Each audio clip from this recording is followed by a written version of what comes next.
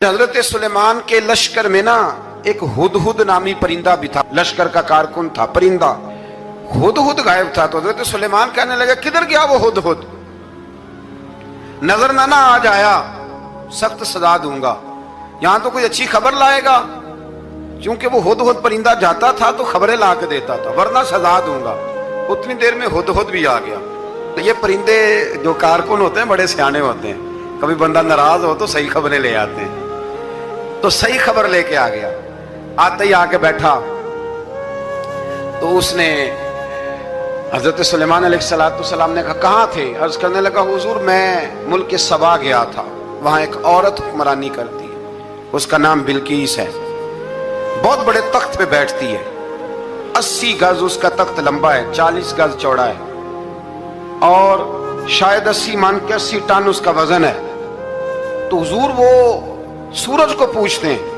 हजरत सुलेमान ने फौरन खत लिखा, फरमाया जाकर उसे मेरा खत दे दो कि यहाँ तो कलमा पढ़ के हमारी फरमा बरदार बन जाए, वरना तैयार हो जाए, जो अल्लाह के गैर को पूछते हैं हम उनके खिलाफ जंग करेंगे। वो जब लेके गए ना खत, ये हुदूद गया तो वो मीटिंग कर रही थी, उसके वजीर मशीर सारे बैठे थे। इसने जाके खत फेंक दिया मलका बिल्कीस की झोली में। उसने खत पढ़ा तो डर गई, वजीरों को बुलाया। हजरत सुलेमान, कुरान कहता है हजरत सुलेमान ने कहा था खत फेंक के ना तो साइड पे होके सुनना वो क्या कहता है। बंदों के लिए मना है, परिंदों के लिए जायज है।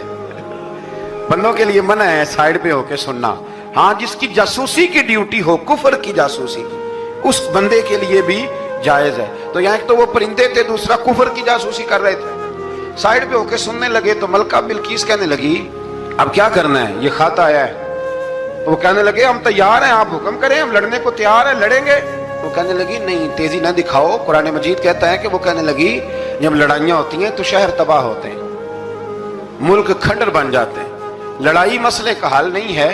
उन्होंने कहा कि मैं नबी हूं, तो एक दफा आजमा लेते हैं कि नबी हैं कि नहीं। माज़अल्लाह आजमा लेते हैं। कहा कैसे? कहने लगी तोहफे तो आए भेजते हैं, अगर माल पर दिल ललचा गया तो फिर नबी नहीं बादशाह है, और अगर माल पर दिल ललचाया ना तो फिर अल्लाह के कामिल बंदे।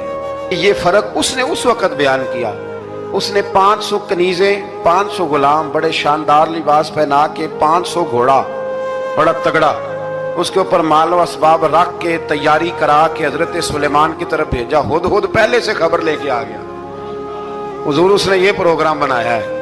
वो जब आया सारा कुछ तो हजरत सुलेमान देख के जलाल में आ गए, फरमाने लगे उसे जाके कह दो तू मुझे क्या तोहफे भेजेगी, मेरे रब ने मुझे माला माल फरमाया हुआ है, ने माला माल किया मेरे मालिक ने। जा उसे जाके कह तू क्या तोहफे देगी। जब रब देता है तो फिर कोई कमी ना ना वो नहीं छोड़ता। बंदे क्या दे सकते हैं, बंदे तो बेचारे 10 दे के तो 10 दिन उनकी आंखें नहीं खुलती। फरमाया मुझे अल्लाह ने जो दिया है क्या बात है उसके देने की। तो फरमाया उसे कहो या फरमाबरदार होके आ जाए या जंग के लिए तैयार हो जाए, हम उसे उसके शहर से जलील करके निकाल देंगे।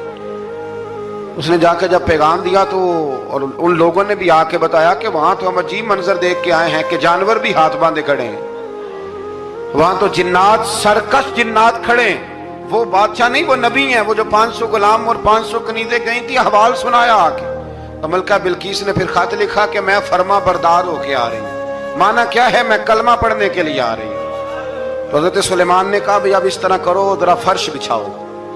उन्होंने फर्श बिछाया, इस तरह का के ऊपर फर्श था, नीचे मछलियां तैर रही थी, लग रहा था दरिया है। ड्यूटी लगा दी, जिन्नात ने बिछा दिया। उधर हजरत सैयदना सुलेमान फरमाने लगे अब चूंकि मान के आ रही है तो उसे अपनी नबुव्वत की अलामतें भी दिखानी है। उसने तख्त बड़ा शानदार बनवाया था, और खवातीन में जो आदतें खवातीन वाली होती हैं वो जाती नहीं। वो 7 कमरों में ना पीछे अपना तख्त रख के तो 7 दरवाजे बंद करके आए। उस जमाने में एक रिवाज था, वो जुलेखा ने भी 7 दरवाजे मुकफ्फल के एक रिवाज था।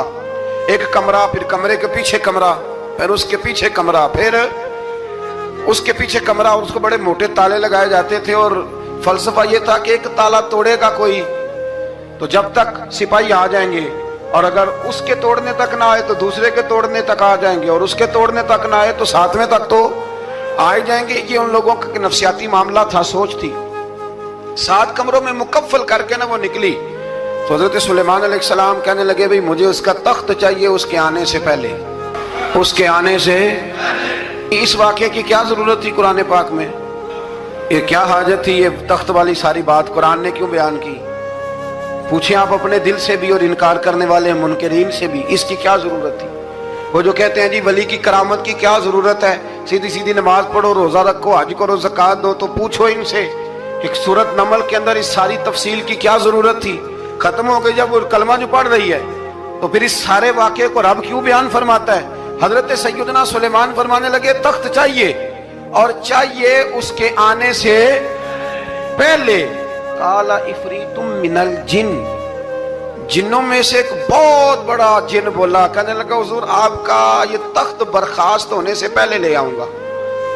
یہ جو آپ میٹنگ کر رہے ہیں نا، یا آپ فیصلے ختم، کچھ نے لکھا صبح سے شام تک میٹنگ ہوتی ہے اور اس کو آنے میں پتہ نہیں کتنے دن لگیں گے، تو میں یہ برخاست ہونے سے پہلے، اور کچھ نے کہا جی آپ شرط کیوں لگاتے ہیں کہ صبح سے شام تک ہوتی ہے؟ اس جن نے کہا جی آپ 10 منٹ میں فارغ ہو جائیں، آپ فارغ ہوں گے تو تخت آ جائے گا۔ مفسرین نے لکھا ہے کہ جب قرآن کہتا ہے کہ اس نے کہا کہ آپ کے فارغ ہونے سے پہلے، اس کا مطلب ہے کہ جب آپ اٹھیں گے، یہ جگہ خالی کر دیں گے تو تخت یہاں آئے گا۔ تو حضرت سلیمان کی تو بادشاہت تھی نا زمانے پہ، فرمانے لگے نہیں نہیں تو لیٹ ہے، تو لیٹ ہے، تو ہمیں جانتا ہی نہیں ہے، یہ تو لیٹ ہے، ابھی ہماری طاقت اس سے زیادہ ہے۔ بڑی کمال بات لکھی ہے لکھنے والوں نے۔ ایک مفسر نے لکھا ہے کہ ابھی حضرت سلیمان نے غلاموں سے منگوایا ہے، اپنی بات کوئی نہیں کی، یہ حال ہے ان کے غلاموں کا، تو سردار کا عالم کیا ہوگا؟ حضرت سلیمان کہنے لگے بھی جلدی جائیے۔ قال الذی عنده علم من الکتاب انا آتیک بہ قبل ان یرتد الیک طرفک، تو اٹھا ان میں سے وہ جس کے پاس کتاب میں سے علم تھا، ساری کتاب کا بھی نہیں، علم من الکتاب، کتاب، وہ اٹھے جن کے پاس کتاب میں سے علم تھا، تو وہ اٹھ کے کہنے لگے حضور میں لے آؤں گا، کب؟ آپ کے آنکھ جھپکنے سے، میں آنکھ جھپکنے سے پہلے لے آؤں گا۔ تو حضرت سلیمان کہنے لگے تو ٹھیک ہے چل لا، پھر آنکھ جھپکنے سے پھر وہ تخت آ گیا۔ حضرت سلیمان سے پوچھا یہ کیا ہے؟ قال ھذا من فضل ربی، فرمانے لگے کچھ بھی نہیں۔ حضرت سلیمان کہنے لگے یہ میرے رب کا فضل ہے۔